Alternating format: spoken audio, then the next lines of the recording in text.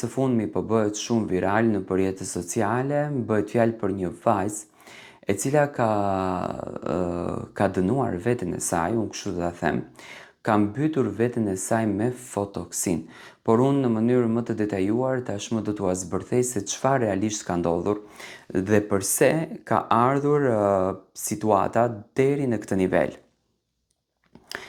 Një ngjarje shumë e rëndë dhe tronditëse është regjistruar së fundmi në Tiranë, duke shkaktuar reagime të shumta dhe një val emocionesh në opinionin publik.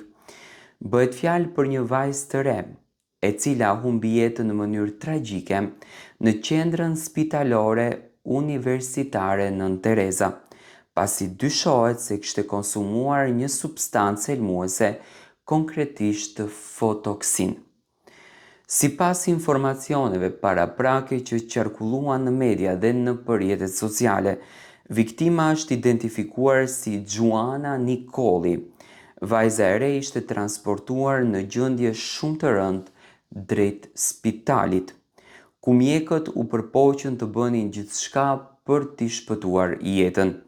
Fatkeqësisht, pavarësisht ndërhyrjes së menjëhershme të stafit mjekësor dhe përpjekjeve për ta stabilizuar gjendjen e saj, ajo nuk arriti të mbijetonte nga helmimi i rënd.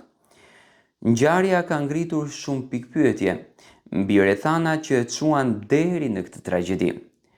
Burimet jo zyrtare bëjnë me dije se para se të ndodhte incidenti fatal, vajza kishte pasur një